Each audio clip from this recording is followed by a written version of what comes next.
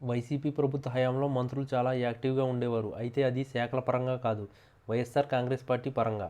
అప్పటి ముఖ్యమంత్రి జగన్పై ఎవరైనా విమర్శలు చేస్తే ముందుగా మంత్రులు వాలిపోయేవారు. ఎవరైనా ప్రభుత్వంపై విమర్శలు చేస్తే చీల్చి చెండారేవారు. కానీ ఇప్పుడు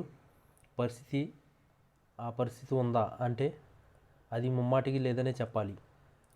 ఒకరిద్దరు మంత్రులు తప్పితే చాలామంది మౌనంగానే ఉంటున్నారు. ఈ విషయంలో సీఎం చంద్రబాబు అసంతృప్తిగా ఉన్నట్లు సమాచారం నడుస్తుంది. నిన్న జరిగిన కేబినెట్ సమావేశంలో సైతం అదే విషయాన్ని ప్రస్తావిస్తూ మెతక వైఖరి వద్దు అంటూ తీవ్రస్థాయిలో హెచ్చరించినట్లు తెలుస్తుంది. విధానపరమైన విమర్శలు ఎందుకు చేయలేకపోతున్నారని ప్రశ్నించారు. తాను వ్యక్తిగతంగా అంశాలు జోలికి వెళ్లవద్దు అని మాత్రమే చెప్పానని, వైఎస్ఆర్ కాంగ్రెస్ పార్టీ ప్రభుత్వంపై దాడి చేస్తుంటే ఏం చేస్తుందని ప్రశ్నించారు. ప్రస్తుతం రాష్ట్ర వ్యాప్తంగా ఎరువుల కొరత కనిపిస్తుంది. వివిధ కారణాలతో ఈ ఏడాది ఎరువుల కొరత ఉంది. అయినా సరే ప్రభుత్వం సర్దుబాటు చేసే ప్రయత్నంలో ఉంది. కానీ వైఎస్ఆర్ కాంగ్రెస్ పార్టీ అదే పనిగా ప్రచారం చేస్తుంది. సోషల్ మీడియాలో సైతం ప్రభుత్వాన్ని టార్గెట్ చేస్తుంది. కింది స్థాయి నేతల నుంచి అధినేత వైఎస్ జగన్ రెడ్డి వరకు అదే పనిగా విమర్శలు చేస్తున్నారు. కానీ ఏపీ మంత్రివర్గం నుంచి దీనిపై కౌంటర్ ఇవ్వడం లేదు. దీనిపై సీరియస్ అయినట్లు తెలుస్తుంది. వైఎస్ఆర్ కాంగ్రెస్ పార్టీ అంటే భయమా అని సీఎం చంద్రబాబు ప్రశ్నించినట్టు సమాచారం. ప్రజలకు పారదర్శకంగా పాలన అందిస్తున్నామని దాన్ని చెప్పుకోకపోతే ఎలా అంటూ చంద్రబాబు ప్రశ్నించేసరికి మంత్రులు ఆశ్చర్యపోయారు. అయితే శాఖలపరమైన టార్గెట్ విధించడంతోనే తాము రాజకీయ విమర్శలకు దూరంగా ఉన్నామని మంత్రులు అంతర్గత సంభాషణలో ప్రస్తావించినట్టు తెలుస్తుంది. అయితే కొందరు మంత్రులు వ్యవహార శైలిపై సీఎం చంద్రబాబు సీరియస్గా ఉన్నట్లు ప్రచారం సాగుతుంది. కేబినెట్ సమావేశాల్లో జరుగుతున్న సమయంలో ఇటువంటి ప్రచారం బయటకు వస్తుంది. ఏకంగా ఒక 5 మంత్రులను మార్చేశారని ఆ మధ్యన టాక్ నడిచింది. అయితే ఇప్పుడు కూడా మంత్రులపై సీరియస్ అనేది నిజమా కాదా అన్నది నిర్ధారణ కావడం లేదు.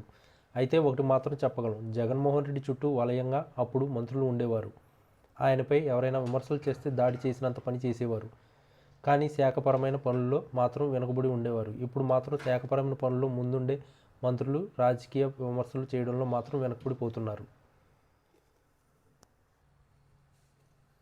ఏపీ ప్రభుత్వం ఒక కీలక నిర్ణయం తీసుకుంది. దేవాదాయ శాఖపై ప్రత్యేకంగా దృష్టి సారించింది. కూటమి అధికారంలోకి వచ్చిన వెంటనే విశాఖ జిల్లాలో దేవాదాయ శాఖ అక్రమాల విషయంలో ప్రత్యేక ఫోకస్ పెట్టింది. ఈ క్రమంలో వైసీపీ పెద్దలకు ఒక దేవాదాయ శాఖ అధికారి అనుకూలంగా పనిచేశారన్న విమర్శ వచ్చింది.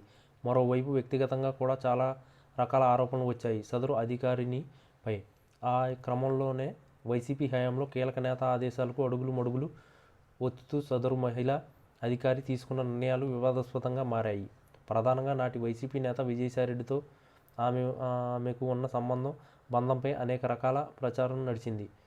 వారిద్దరు వ్యక్తిగత జీవితంపై కూడా ఆరోపణలు వచ్చాయి. అయితే ఈ ఆరోపణలు చేసిన సదరు మహిళా అధికారి స్వయానా భర్త. ఈ క్రమంలోనే ఆ అంశం పెను వివాదానికి దారితీసింది. కూటమి అధికారంలోకి వచ్చిన తొలినాళ్లలో ఏదో పెను దుమారంగా మారింది. అయితే తాజాగా సదరు మహిళా అధికారిపై నిర్బంధ పదవీ విరమణ వేటు పడినట్టు తెలుస్తుంది. కేవలం విజయసాయిరెడ్డికి ఫేవర్ చేశారనే ఆరోపణలు ఆమె మూల్యం చెల్లించినట్లు ప్రచారం నడుస్తుంది.